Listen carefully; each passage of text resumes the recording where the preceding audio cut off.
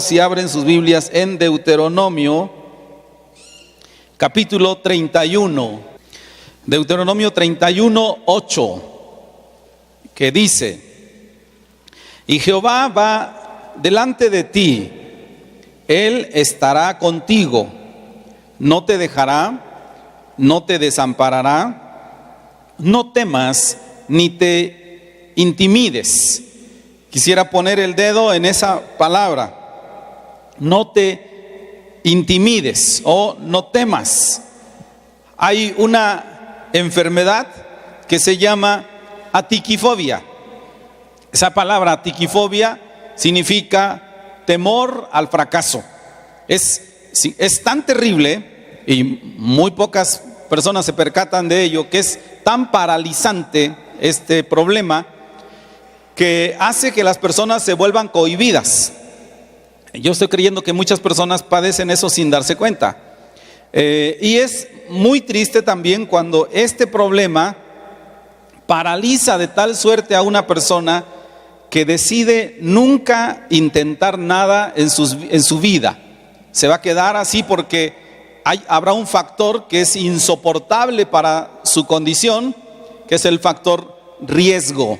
Nunca queremos nada de riesgo, queremos todo ir a la segura. Para nosotros que miramos, en mi caso, a la iglesia y a los niños, yo miro niños entre 12 y 15 años, durante 3 años los estoy mirando continuamente y puedo ver que muchos de estos niños tienen un talento impresionante, tienen habilidades. Algunos de ellos yo los visiono en posiciones de liderazgo, enormes posiciones de gobierno, algunos en posiciones empresariales, y me gusta mirarlos, pero me entristece también cuando me doy cuenta que muchos de ellos padecen esta atiquifobia, este problema, que por alguna razón que ellos no pueden explicar, se quedan en esto de que tienen muchas habilidades y muchos dones, pero nunca despegan. Es impresionante ver a jóvenes con tanto talento que se quedan a medio camino. Ahora, puede ser que aquí muy pocos sean atiquifóbicos, pero es probable que muchos o todos en algún momento de nuestra vida hemos pasado miedo para hacer algo, para emprender algo. Algunos tienen una pinta de comerciantes que no pueden con ella. ¿Por qué no lo hacen? Porque está bien difícil hacer eso, está muy complicado ponerse a hacer un negocio. Yo admiro mucho a las personas que hacen negocios, siempre los he admirado. ¿Por qué? Porque son personas que ponen en riesgo sus recursos con la finalidad de proveer trabajo a otras personas. No importa si es un empleado o 2, pero es un riesgo. Entonces, esto puede ser, les decía, que no sea que lo tenga catalogado como un problema fijo en su vida, pero en algún momento lo hemos atravesado. Y de hecho, en la Biblia vamos a encontrar quizás más de 150 o quizás 200 casos de personas que vivieron este problema. La gran mayoría de los que están registrados, de que están descritos de manera más amplia, son los que tienen que ver con un llamamiento. Es el caso de Isaías, de Jeremías, de Daniel, de Gedeón, de Moisés. Todos estos tuvieron este tipo de problemas. Y generalmente pasaba, les decía, en un llamamiento. El llamamiento venía en una condición normal. En el caso de Moisés, dice el libro del Éxodo, andaba cuidando sus borregos. En el caso de Gedeón, estaba trillando, ¿será correcto decir trillando trigo? Bueno, entonces estaba trillando el trigo y llegó el Señor y se manifestó y les dijo que tenía un programa, un reto para ellos. ¿Saben qué fue lo que siguió? Toda una suerte de objeciones. Veamos, Éxodo capítulo 3, versículo 11, Moisés. Le dijo el Señor, ¿sabes qué? Vas a hacer este proyecto. Y entonces Moisés respondió a Dios, 3:11, ¿quién soy yo para que vaya a Faraón y saque de Egipto a los hijos de Israel? Y entonces Dios le respondió con toda una explicación que realmente podríamos considerar como una garantía de éxito. Es decir, ve, sí la vas a hacer, sí va a funcionar tu negocio. Vamos, arregla ese cuartito que está ahí atrás y ponlo en la internet para que rentes un departamento. Hay muchísimos, Oaxaca tiene cantidad de turistas. Ande, arregle ese cuartito ahí atrás y réntelo por día a los turistas. ¿Sí puedes? No, dijo Moisés. Estoy tratando de combinar entre los retos que Dios pudiera darnos y lo que le dijo a Moisés. Y dijo Moisés 4:10, ay Señor, yo nunca he sido hombre de fácil palabra, ni antes ni ahora que tú hablas conmigo, porque soy tardo en el habla y torpe de lengua. Y luego el Señor obviamente tuvo que hacer un trabajo intenso con Moisés. Gedeón, la misma cosa. Vino el Señor con Gedeón, le explicó el plan. Jueces capítulo 6, versículo 15. Esta es la respuesta de Gedeón al reto de Dios de hacer algo. Ay, Señor mío, ¿con qué salvaré yo a Israel? He aquí que mi familia es pobre en Manasés y yo el menor en la casa de mi padre. Ahora, ya podemos darnos cuenta que si usted está experimentando temor, que usted tiene miedo de hacer ciertas cosas, el miedo ese no es nuevo. Ese miedo ha existido desde tiempos antiguos y lo han tenido hijos de Dios. Ahora, a todos, si nos dedicáramos a revisar, por ejemplo, el llamamiento de Isaías y de Daniel y todos estos, a todos Dios se tomó el tiempo de explicarles y decirles, miren, esto puede funcionar bien de esta y esta manera. Pero si hay uno, no sé si suene arrojado decir, uno a quien prestó una atención muy particular fue a Josué. Está descrito en Josué capítulo 1.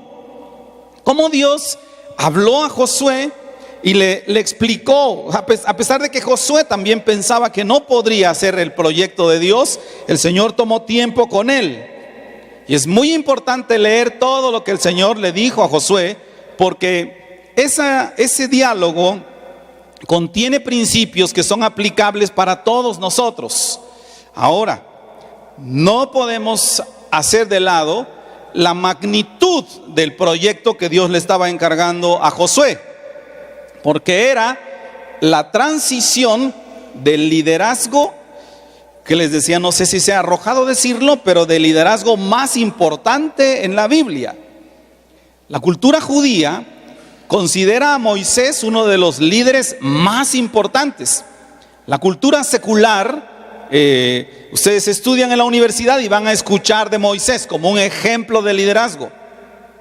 Entonces ahí está Moisés como un personaje especial y la tarea la va a tomar Josué. ¿Qué tan especial era Moisés que dice la escritura? Dios hablaba con él cara a cara como habla alguien con su amigo. Difícilmente usted va a encontrar que se haga o que una aseveración parecida al menos de otra persona.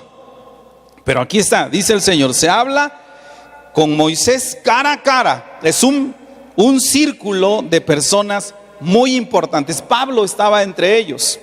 En la segunda carta a los Corintios dice el apóstol San Pablo, yo conozco a un hombre que hace 14 años fue al tercer cielo.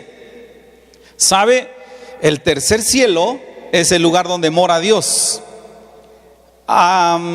Exceptuando a Enoc y a Elías, y que de hecho la experiencia no es igual, pero bueno, supongamos, Enoc y Elías fueron hasta el tercer cielo, fueron a la presencia de Dios, con la diferencia de que no volvieron. Pero dice Pablo, 2 Corintios 12, yo conozco este es en los primeros 2 o 3 versículos que está ahí, dice: conozco a este hombre que fue al tercer cielo. Ahora, no puedo decir si fue en el cuerpo o en el espíritu, pero fue. Y allá le fueron enseñadas cosas extraordinarias. Pablo era un personaje muy especial. Y entre estos estaba también Moisés. Personajes especiales, alguien difícil de imitar.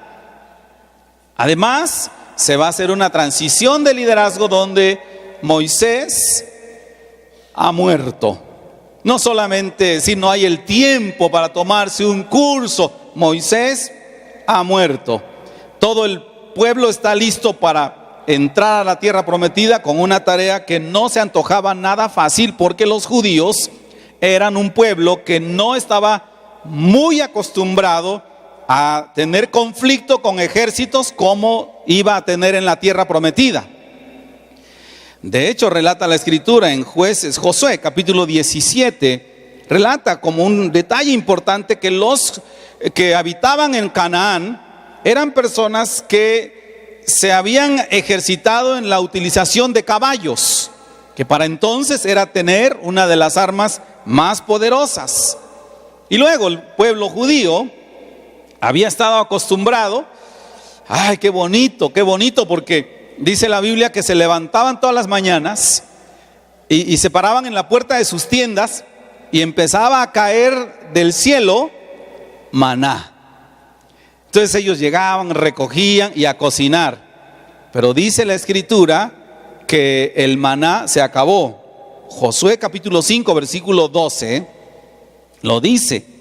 Y apenas al día siguiente cesó el maná, desde que comenzaron a comer del fruto de la tierra, y los hijos de Israel nunca más tuvieron maná, se acabó.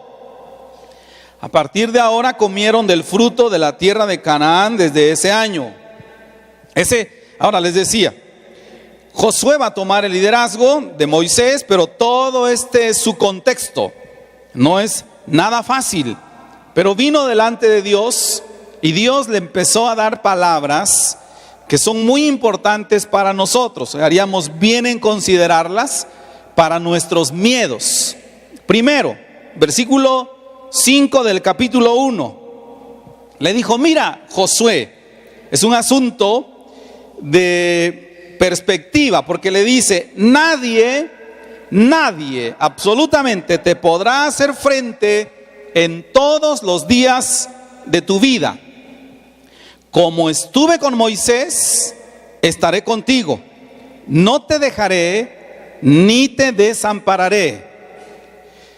Ahora la Biblia pues relata muchos detalles, pero algunos detalles no vienen.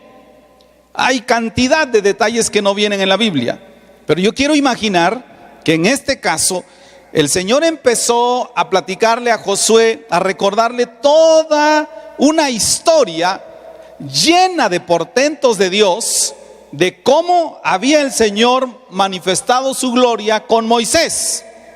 Y de todas ellas, o de muchas, estaba Josué. Y le dijo: acuérdate lo que pasó en esta ocasión y en aquella. Por eso le dice: yo estaré contigo como estuve con Moisés. Ahora, a nosotros nos haría mucho bien, hermanos, recordar cómo Dios ha estado con nuestros antepasados. ¿Cómo hizo Dios las cosas? Hace muchos años yo estudié en un seminario bíblico y tenía mucha preocupación porque los pastores viejos eran tan talentosos como no tiene usted idea. Había uno de ellos que se llama Josabet, que todavía vive en Dallas, Texas ahora. Y él tenía un programa de radio y se presentaba ahí, yo creo que era como a las 6 de la mañana en ese programa de radio todos los días, y leía la Biblia, hablaba tan bonito. Yo admiré mucho de lo que este pastor hacía. Pensaba, ¿iré a tener yo una vida como la de él? Me encantaba irme a un lugar era un cuartito como de 3x3, donde ahí ponían todo el equipo de sonido donde él había hecho sus programas de radio. Desde esa cabina los grababa y luego ya los llevaba a la radio. Entonces siempre me gustaba, un poquito para ver si les puedo rememorar el momento, me sentaba y escuchaba esta canción. A ver si la tienes, Chino, por favor.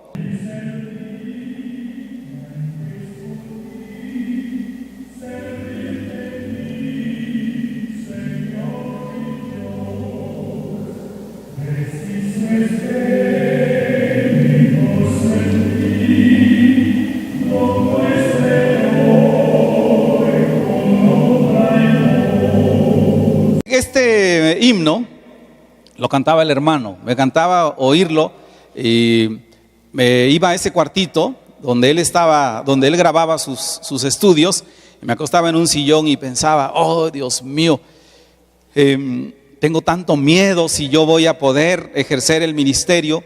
Me da mucho nervio pararme delante de la gente, es un pavor que yo siento. Yo por naturaleza soy muy tímido, no me gusta tomar la palabra de voluntad. A la fuerza sí, pero de voluntad no. Y tengo tanto temor de pararme, y estoy acá, estoy en un seminario, creo que me voy a dedicar a eso y no sé si. Entonces el Señor me recordaba esto: como estuve con Moisés, estaré contigo. Y el Señor me enseñó a ver lo intimidante de mi trabajo, como yo creo que fue con Josué, a través de la perspectiva de la fidelidad demostrada de Dios. La fidelidad de Dios está demostrada a través de muchas experiencias, y entonces tenía que verlo a través de eso. Es verdad que es terrible, pero tengo que confiar en su promesa, que es más grande que lo terrible que pueda ser el reto que tengo enfrente. Dice la Escritura en Hebreos capítulo 13, versículo 8: el Señor es el mismo ayer y hoy y por los siglos.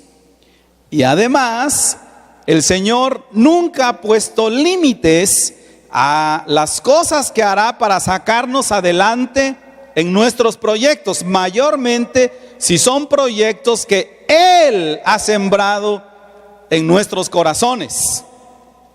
¿Qué fue lo que Él puso allí? Entonces Él va a sacarnos adelante. Ese fue el principio de perspectiva que el Señor le dio a Josué. Tienes que mirarlo todo así. ¿Qué cosa hay imposible para mí si he resuelto esto? Efesios capítulo 3, versículo 20 dice que el Señor es capaz de hacer las cosas para nosotros mucho más abundantemente de lo que nosotros podamos siquiera imaginar. Dios lo hará. Ahora, yo sé que de repente cuando estamos justo enfrente del reto, pues es muy difícil verlo así. Pero si lo dijo Dios, así es. Así que yo quiero pedirle que usted y yo nos pongamos justo en esa posición de Josué ahora.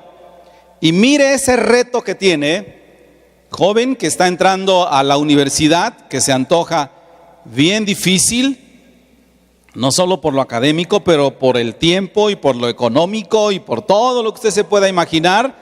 Que no mire qué tan grande es ese reto, sino qué grande es Dios.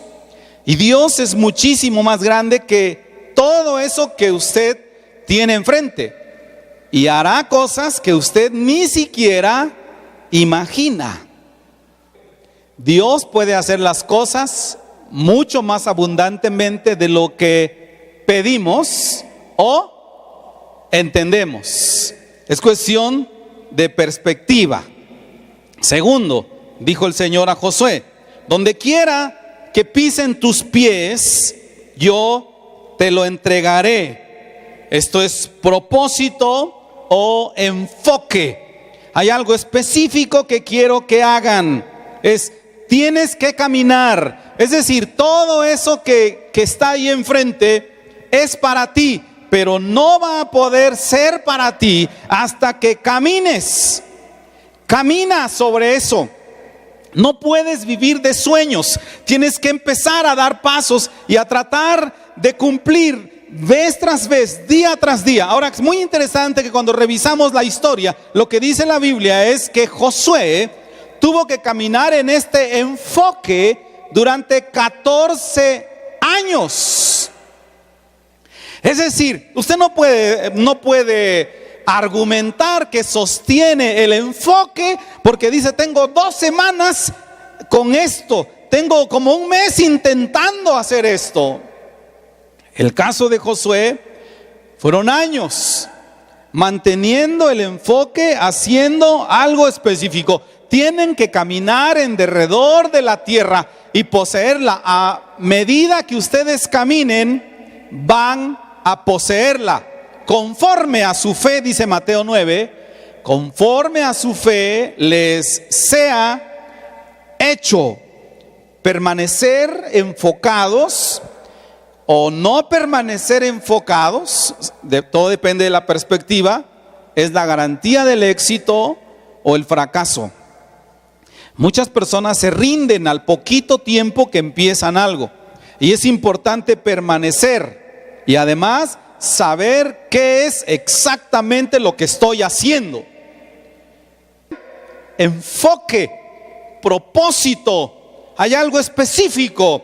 Sabe que inclusive desde el punto de vista empresarial, dicen los especialistas, muchas empresas se quiebran porque sus empleados no tienen enfoque, ni siquiera tienen bien entendido a qué se dedican en su empresa.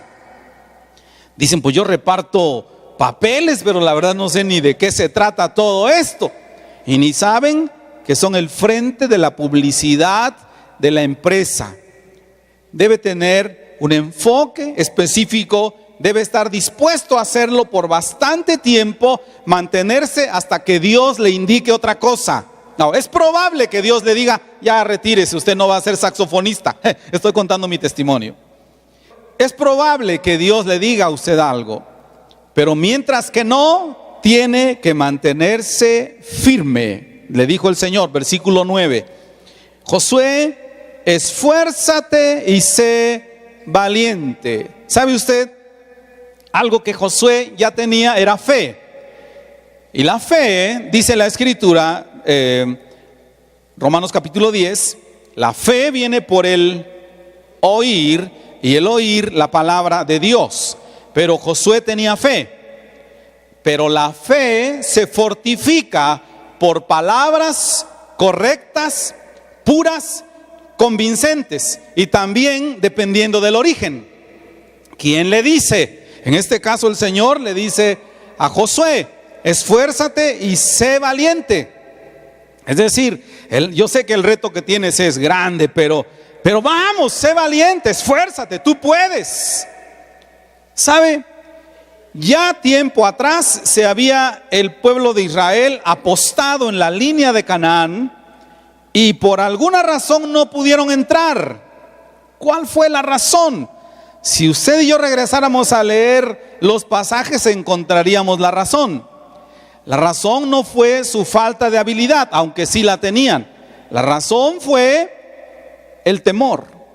Porque vinieron los espías, los 10, y les dijeron: el lugar a donde vamos es terrible. Entonces el miedo los paralizó. Y ahora aquí está Josué y le dice el Señor: esfuérzate y sé valiente. Si leemos versículos 6 al 9, ahí va a encontrar 3 veces que el Señor le dice a Josué: Josué, mira que te mando que te esfuerces y seas valiente. Josué, déjame que te lo repita, quiero que seas esforzado y valiente. Y tercera vez: Josué, esfuérzate y sé muy valiente. Le voy a decir algo. Todos nosotros necesitamos que nuestra fe sea fortificada. Hace mucho bien las palabras que hoy denominan de confirmación. Entonces es importante que lo sepamos, cuánto poder hay en nuestros labios cuando hablamos con alguien. Ay, nuestros jóvenes viejos, los viejos presten atención, nuestros jóvenes necesitan ayuda. todos los adolescentes piensan que son feos. Si no, pregúntele a su hijo, verá. Bueno, hay raras excepciones, ¿no? Palabras de afirmación. Usted tiene que venir con esos chicos que son como una varita, que dice la Escritura, el Señor quebrará la caña que está cascada, es decir, que tiene un golpecito. Ese golpecito es un barrón que le salió allá. Este muchacho está batallando con su vida, ¿verdad? Él se quiere salir del universo por eso. Y viene usted con sus palabritas. Te salió un granote. Ese joven necesita oír: eso no es nada, hijo. Eso va a pasar, tú eres un chico extraordinario, tú eres muy guapo, tú eres único, se tiene que mantener a esa varita hasta que un día cuando él se dé cuenta, diga: me engañó toda la vida. Sí, mijo, pero mire cómo te lograste. Ahora ya estás bien firme y bien logrado. Y el Señor sabía de Josué y le dijo: Josué, quiero que te esfuerces. Josué, quiero que te esfuerces. Josué, quiero que te esfuerces. Porque hay veces que vas a tener que ir en contra de la mayoría. La mayoría piensa esto, pero tú tienes que mantenerte firme. Tienes que creer lo que Dios dice. Usted tiene que confiar en Dios. Lo que dice la Escritura es: si Dios es con nosotros, ¿quién contra nosotros? Pero eso tiene que dejar de ser simplemente como una afirmación y un texto. Tiene que ser palabra de Dios, que entre en su vida y penetre y se afirme allá. Si Dios es con nosotros, ¿quién contra nosotros? Hable con sus hijos: hijo, nadie puede contigo. Eres inteligente. Ese 6, ¿qué será? Se cayó un tornillo, era un 9.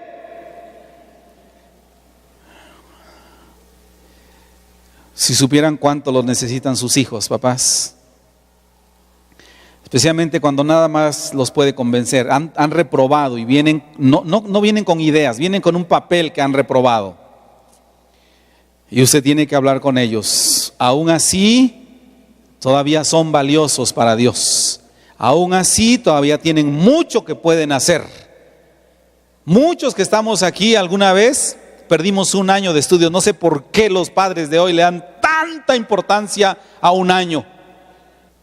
Nuestros hijos han dejado de estudiar un año. Cuando han terminado la universidad, han dejado un año para servirle al Señor. Y vuelven y ahí están. Pero hay padres que están: ¿cómo es posible que dejaste ese año? No puedo creer. ¿Saben qué? Utilícelo para reinventarse. Y deje de estar ahogando esa pobre vida que trata de salir adelante apenas. Entonces hace muchísima falta que usted esté del lado de esas personas, ayudándoles. Si Dios es contigo, ¿quién puede contra ti? Josué capítulo 1, versículos 7 y 8. Un principio de prioridades. Le dijo el Señor: mira, Josué, no te apartes de la Biblia, ni a diestra ni a siniestra. ¿Para qué? Para que seas prosperado en todo lo que hagas. Nunca se apartará de tu boca este libro de la ley, sino que de día y de noche meditarás en él, para que guardes y hagas conforme a todo lo que en él está escrito, porque entonces harás prosperar tu camino y todo te saldrá bien. Pregunta: ¿qué era? Y es pregunta para que lo piense de verdad. ¿Qué era lo que iba a hacer Josué mayoritariamente? ¿Iba a dar clases de Biblia? ¿O iba a pelear contra ejércitos? ¿En qué momento le dijo el Señor: Josué, pon atención, la estrategia militar es esta? Josué, todos los fondos financieros para la batalla necesitas conseguirlos en asociaciones bilaterales con los países vecinos nada de eso. Nada de eso. La batalla era una batalla militar, pero la estrategia que el Señor le dio a Josué fue: mantente pegado a la palabra de Dios. La palabra de Dios debe gobernar tu vida, debe ser todo para ti, más que ir a entrenar con las armas. Probablemente haya aquí quienes entienden eso dependiendo de sus pasiones. Hay aquí algunos que les gustan los deportes extremos, hay quienes son amantes del atletismo. Atletismo, por ejemplo, que es una práctica preciosa, aunque Pablo le dijo a Timoteo: ejercítate para la piedad, porque el ejercicio corporal para poco es provechoso, mas la piedad para todo aprovecha, porque tiene promesa de esta vida y de la venidera. Pero es bueno hacer deporte. Si usted habla con un deportista, el deportista se fija lo que come, se duerme a tiempo, se levanta temprano, va y hace ejercicio, todo lo que tiene que ver con su vida, todo. Hablo de los que hacen deporte, No hablo que usted fue un día al gimnasio, pagó su suscripción y nada más fue el 1 de enero. Hablo de los que hacen deporte, que se dedican a correr. Hace años, por cierto, entrevistaron a un deportista en la Ciudad de México, keniano, que se dedica a correr. Y le dijeron: señor fulano de tal, ¿qué haría usted si ya no corriera? Y él se quedó callado. Dijo: no sé. ¿Y por qué no sabe? Porque toda mi vida es correr. No tengo otra cosa. Solo pienso en correr. Ahora, eso es muy importante. ¿Qué tanto estamos nosotros apasionados por las Escrituras? Le dijo el Señor a Josué: Josué, vas a tener que leerla en la mañana, en la tarde. No quiero que sea parte de ti este libro. Debes enamorarte del libro. Wow. Le dijo tantas cosas que es muy importante que las consideremos. Número 1, le dijo: nunca se apartará de tu boca este libro de la ley. El libro de la ley para Josué era el Pentateuco, que eran los primeros 5 libros de la Biblia. De hecho, para esa fecha no había más. No había ningún libro de la Biblia escrito, sino eso. Y le dijo entonces: nunca se apartará de tu boca este libro de la ley. Debe ser un tema de conversación todas las veces que interactúes con la gente. Wow. Josué capítulo 8, versículo 34, cumplió, porque dice así, 8:34. Después de esto, miren lo que hizo Josué. Leyó todas las palabras de la ley, las bendiciones y las maldiciones, conforme a todo lo que está escrito en el libro de la ley. No hubo palabra alguna de todo cuanto mandó Moisés que Josué no hiciese leer delante de toda la congregación de Israel y de las mujeres, de los niños y de los extranjeros que moraban entre ellos. Que Josué tomó el libro de la ley e hizo que se leyera completito. Yo quisiera tener la capacidad para imaginar al pueblo sentado allá o parado, acomodado, quién sabe cómo, y Josué leyendo la palabra de Dios. Y leyendo, no diciendo, no declamándola, leyéndola, tal cual, letra por letra. ¿Qué pasó? Pasó que dicen que los niños judíos saben de memoria el Pentateuco. ¿Qué tanto amamos la palabra de Dios? Deuteronomio capítulo 6 dijo: lo que tienen que hacer es leérselas, repetirlas cuando vayan a la casa, cuando vayan a la calle, cuando se vayan a acostar. Repítansela, repítansela, repítansela. Voy a regresar un poquito para atrás. Si usted quiere tener éxito en eso que quiere emprender, lo que sea, ¿qué es? No lo sé. La estrategia no es un estudio de mercado. La estrategia es: concéntrese en la palabra de Dios. Concéntrese en eso.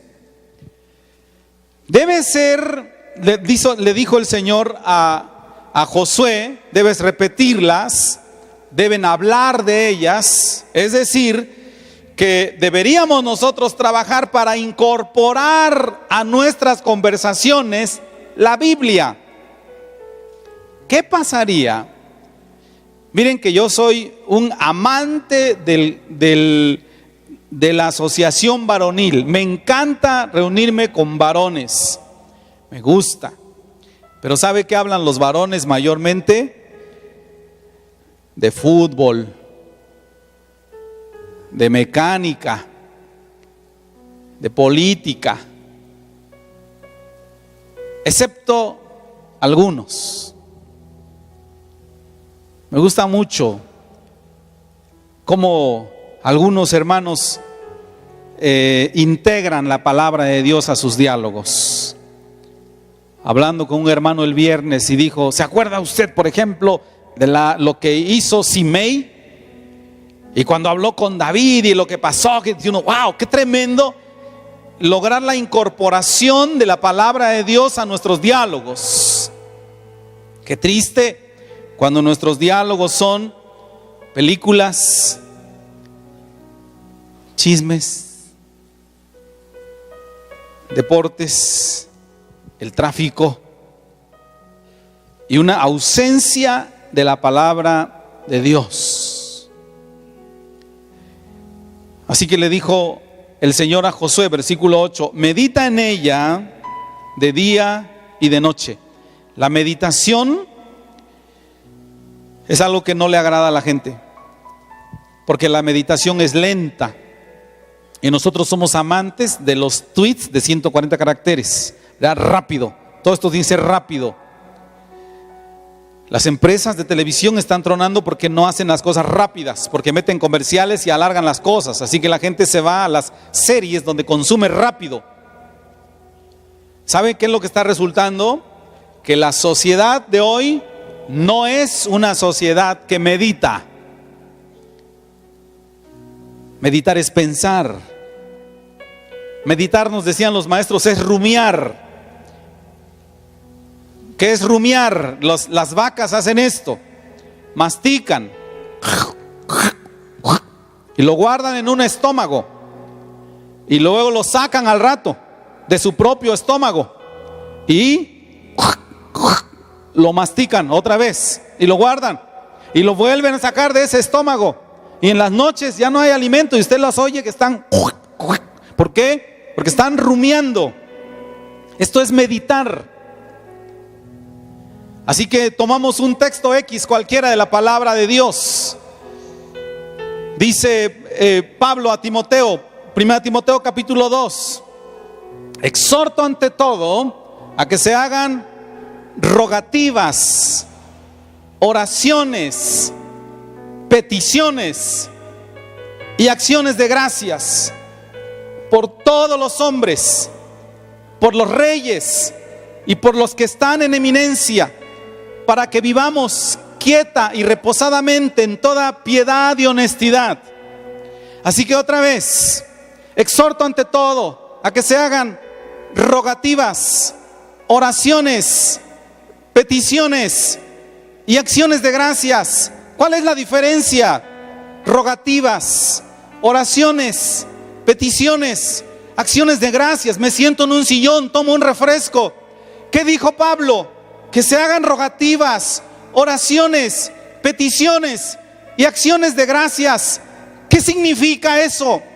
¿Por qué? ¿Qué efecto tiene en vivir quieta y reposadamente en toda piedad y honestidad? ¿Por qué dijo Pablo? Exhorto a que se hagan rogativas, oraciones, peticiones y acciones de gracias. Una vez, 2 veces, 3 veces, 4 veces, meditarás en ello de día y de noche. Tienes que rumiarlo una vez y otra vez y otra vez y otra vez hasta que eso se haga carne. ¿Y qué pasa con eso? Todo lo que la palabra de Dios viene a lograr en nuestras vidas es un mantenimiento preventivo. Todos nosotros estamos expuestos al polvo y la suciedad de este mundo. información, blasfemias, ataques, mentiras, robos, asesinatos, todo tipo de información que hace, dice el apóstol Pablo, que nos movamos de aquí hacia allá. Somos arrastrados de cualquier viento de doctrina. Romanos 16 dice el apóstol San Pablo: así que, hermanos, les pido que consideren tener cuidado, apartarse de las personas que atacan la doctrina que ustedes han aprendido, porque con palabras suaves y lisonjas engañan los corazones de los ingenuos. ¿Quiénes son esos? Los que no usan la palabra de Dios, no tienen la capacidad de discernimiento. Pero entonces tienes que rumiarlo. Palabra de Dios, Josué capítulo 1 versículo 8. ¿Para qué? Para que guardes y hagas conforme a todo lo que en el libro de la ley está escrito. Ahora, vea qué interesante. El Señor nunca fue un promotor solamente de la información. Nunca. Dijo, para que guardes y hagas. Nunca el Señor dijo, tomen la Biblia para que se vuelvan más inteligentes, para que sepan más que todos, sino que para que hagan más que todos. ¿Qué es lo que tiene que hacer la palabra de Dios? Entrar en nuestro cerebro y bajar hasta el corazón y la voluntad. Porque dijo Santiago, no quiero que ustedes sean oidores de la Biblia solamente, sino hacedores. Así que versículo 7, no quiero que te apartes de ella ni a diestra ni a siniestra. Es decir, tolerancia cero. El creyente tiene que vivir pegado a la palabra de Dios. Pegado. Le he explicado a nuestra mesa de líderes que debemos tener mucho cuidado. A veces nosotros, en el afán de justificar nuestras flaquezas, decimos, ¿y para qué me aprendo la Biblia si de todos modos ni la practico? Y sin darnos cuenta, nosotros solitos estamos haciendo un menoscabo de la importancia del conocimiento de la palabra de Dios. Pero le dijo el Señor, tienes que vivir la palabra de Dios, Josué. No es nada más que la sepas. Versículos 5 y 9 de capítulo 1 de Josué, estamos viendo todo lo que el Señor le dijo a Josué. ¿Sabes qué, Josué? Voy a estar contigo. Nunca te voy a dejar, nunca te voy a desamparar. Versículo 9, estaré contigo donde quiera que vayas. Yo le voy a asegurar algo, cada vez que nosotros iniciemos un proyecto de el que sea, va a llegar un tiempo que nos vamos a cansar. Y la gente que está mirándolo no tiene la menor idea de lo que usted vive. Pero entonces viene el Señor y dice, yo estaré contigo. Yo voy a hacer que salga adelante. Yo no te dejaré ni te desampararé. Hebreos capítulo 13, versículo 5.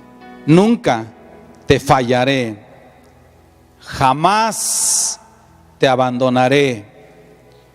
Así que podemos decir con toda confianza, el Señor es mi ayudador, no temeré lo que me pueda hacer el hombre. No tengo temor, me paro firme en la promesa de Dios. Y cuando vienen las flaquezas, que son muchas, la palabra de Dios es más grande.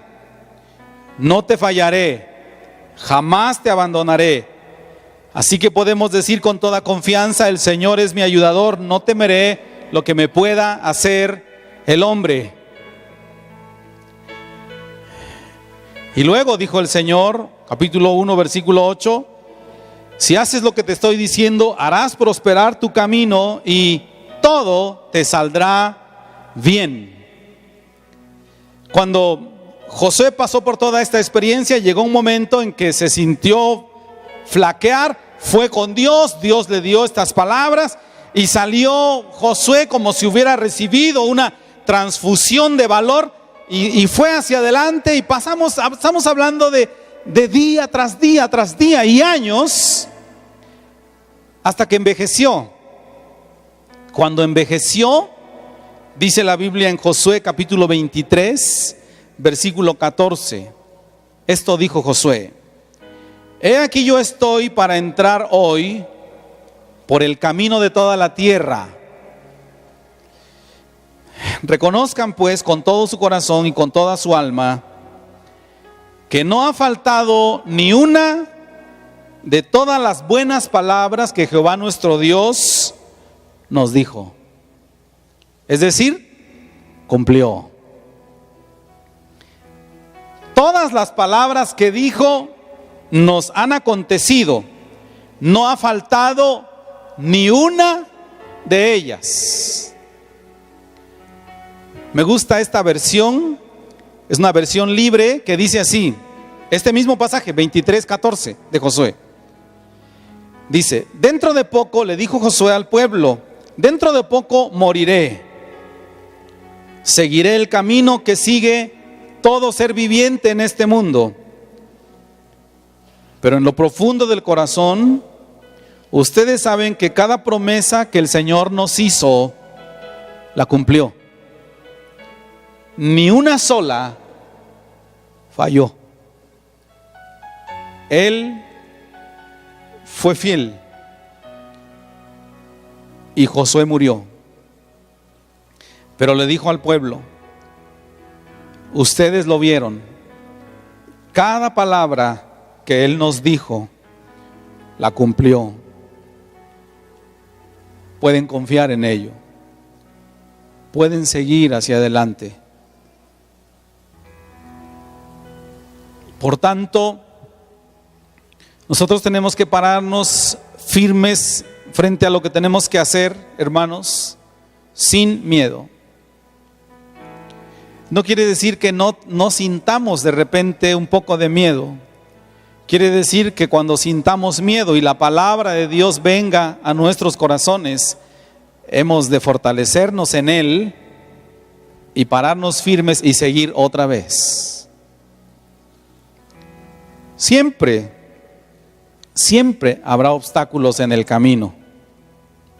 La vida de Jeremías, de Isaías, de Josué, de los discípulos mismos, fue así. Obstáculos y obstáculos y obstáculos. Pero ellos supieron darle al Señor todo el crédito, es decir, Dios tiene la razón. Si Él dijo, vamos a salir adelante, su palabra es verdad. Así que quiero animarle a usted que tiene un proyecto, un reto enfrente. No tenga miedo, el Señor está con nosotros. Algunos jóvenes que están pensando formar una familia, ¿cómo le iremos a hacer para salir adelante? El Señor los va a sacar adelante. El Señor les va a ayudar. Algunos de ustedes que tienen a alguna persona enferma en casa y se preguntan igualmente, el Señor sabe su situación y Él los va a sacar adelante. Hasta que un día usted va a estar allí en su cama, cuando las fuerzas se hayan ido, el entusiasmo ya no se levanta. Cuando, por más que usted le ordene a su cuerpo pararse, él desobedecerá.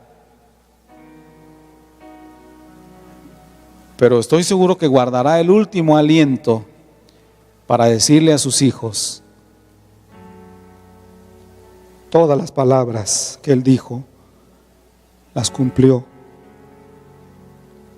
Él es fiel, es nuestro Dios, es su Dios. Padre Santísimo,